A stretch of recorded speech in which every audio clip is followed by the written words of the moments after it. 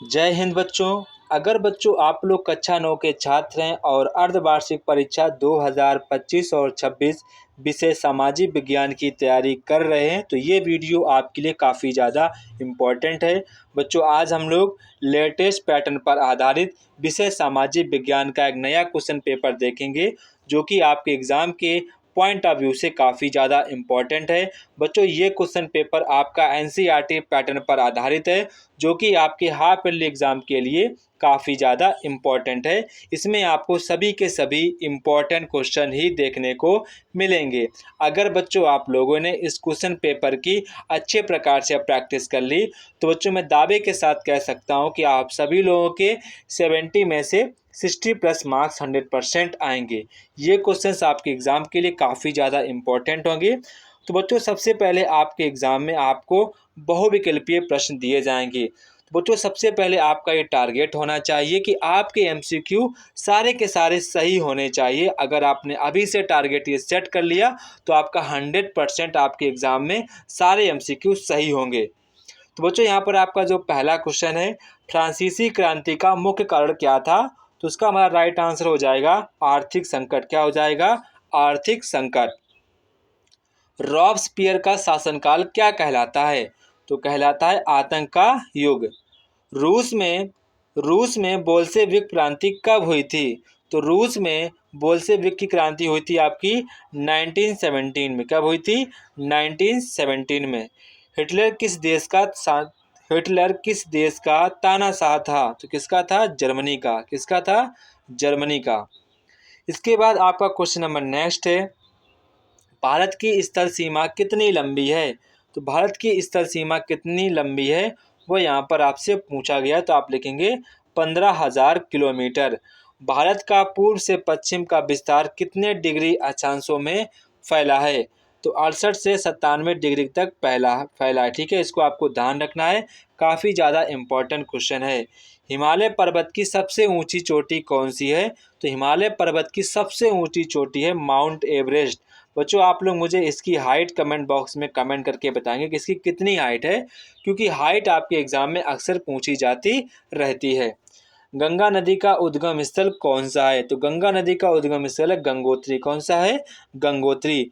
कौन सी नदी अरब सागर में गिरती है? मतलब कि जो आपका ये इंडिया है, इधर आपकी बंगाल की खाड़ी है, इधर आपका अरब का सागर, तो कौन सी नदी इधर आपकी गिरती है वो आपको बताना है। तो आपकी जो नर्मदा नदी है वो आपकी यहाँ पर अरब सागर में गिरती है। इसके बाद आपका यहाँ पर क्वेश्चन नंबर 10 है, भारत के किस भाग में क्षारी मैदान स्थित है? तो किस भाग में आपका क्षारी मैदान स्थित है? उत्तर पूर्व भारत में। कहाँ पर स्थित है? उत्तर पूर्व भारत में स्थित है। संविधान सभा की पहली बैठक कब हुई थी? तो संविधान सभा की पहली बैठक आपकी हुई थी 9 दिसंबर 1946 को आपकी पहली बैठक हुई थी। भारतीय संविधान में मौलिक अधिकार कितने हैं? तो भारतीय संविधान में आपके मौलिक अधिकार 6 हैं अकॉर्डिंग टू ऑप्शन। लोकतंत्र की पहचान क्या है? तो लोकतंत्र की पहचान आपकी है सेना का शासन नहीं, ये भी नहीं, ये भी नहीं, आपका हो जाएगा चुनाव प्रणाली। क्या हो जाएगा? चुनाव प्रणाली।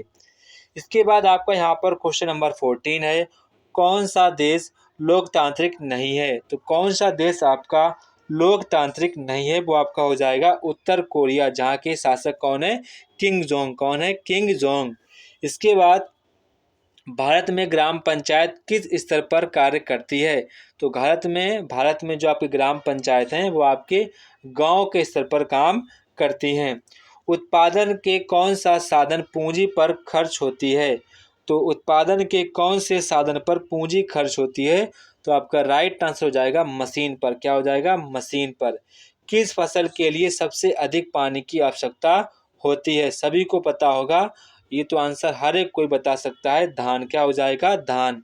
मृदा स्वास्थ्य कार्ड योजना का क्या उद्देश्य है? मृदा की गुणवत्ता की जांच करना, ये सबसे उसका मेन पर्पज है। ग्रामीण क्षेत्रों में बेरोजगारी का सबसे सामान्य रूप क्या है? सबसे सामान्य रूप है प्रच्छन्न बेरोजगारी। क्या हो जाएगी? प्रच्छन्न बेरोजगारी। मिड डे मील योजना किस उद्देश्य से शुरू की गई थी? मतलब कि मिड डे जो मील योजना है किस उद्देश्य से शुरू की गई थी? ताकि स्कूल में जो बच्चे अधिक से अधिक उपस्थित रहें। तो इसका मेन पर्पज ये था। इसके बाद नेक्स्ट देखेंगे कुछ खंड कहा। बच्चों यहाँ पर आपसे वर्णनात्मक प्रश्न पूछे जाएंगे। तो यहाँ पर आपका पहला हो जाएगा लघुत्तरीय प्रश्न। यहाँ पर आपसे कह रहे हैं कि फ्रांसीसी क्रांति के सामाजिक प्रभावों का आपको वर्णन करना है, अथवा में आपसे कह रहे हैं कि रूस में लेनिन की भूमिका बताने की उसकी क्या भूमिका रही है, रूस में उसने क्या वहाँ पर कार्य किए हैं, क्या उसकी कार्यशैली रही है, क्या उसका लोगों में प्रभाव रहा है, उसने कैसे देश को आगे बढ़ाया है, वो आपको सारी बातों को यहाँ पर चर्चा करनी है। भारत के भौगोलिक क्षेत्र की विशेषताएं बताइए, मतलब कि जो भारत का भौगोलिक क्षेत्र है वो किस प्रकार का है, वो आपको सारी चर्चा करनी है। कहाँ पर कैसी ज़मीन है, कहाँ पर कैसा वातावरण, आपको सारी चीज़ों पर यहाँ पर मेंशन करना है। अथवा मैं आपसे कह रहे हैं कि दक्षिण भारत के जो आपके मैदान हैं या आपके जो आपके मैदान हैं, इन पर आपको बतानी है कैसे इनके मैदान, कौन कौन से बंदरगाह, इनकी क्या क्या मिट्टी उपजाऊ है या नहीं है, वो आपको सारी बातों पर चर्चा करनी है। इसके बाद लोकतंत्र की दो विशेषताएं आपको बतानी है। क्या बतानी है? लोकतंत्र की आपको दो विशेषताएं बतानी है। अथवा मैं आपसे कह रहे हैं कि संविधान, जो आपकी संविधान सभा उसकी रचना कैसे की गई है, वो यहाँ पर आपको बतानी है। पालमपुर गांव की पूंजी का अभाव क्यों है? पालमपुर में जो गांव में पूंजी का अभाव क्यों है, वो आपको यहाँ पर बताना कि वहाँ पर क्या रीजंस है जहाँ पर पालमपुर में उचित प्रकार से धन इकट्ठा नहीं है लोगों के पास।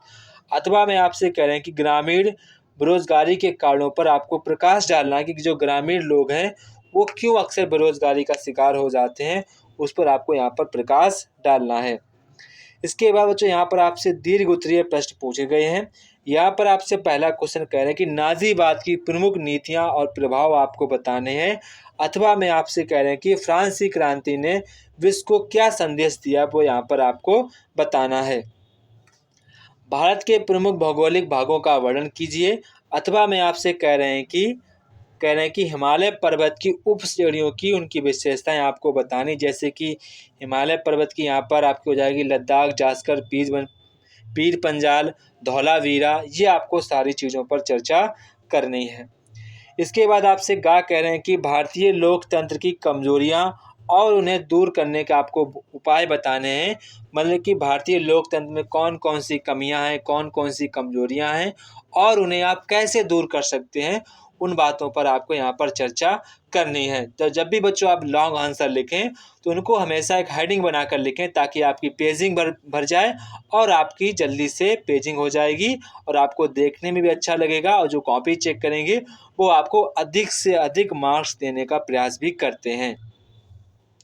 इसके बाद आपका यहाँ पर क्वेश्चन नंबर नेक्स्ट है, संविधान के नागरिकों को प्रदत्त अधिकारों का आपको वर्णन करना कि संविधान ने नागरिकों को कौन कौन से अधिकार दिए, उन पर आपको यहाँ पर चर्चा करनी है।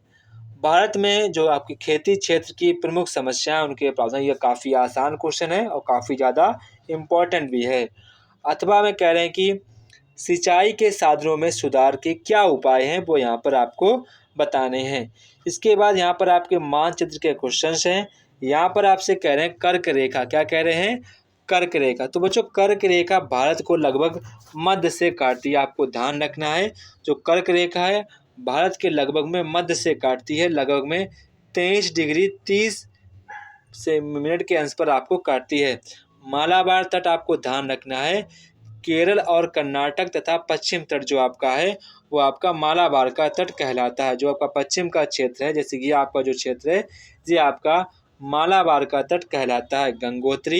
गंगोत्री आपको उत्तराखंड में बतानी है। कहाँ बतानी है? उत्तराखंड में।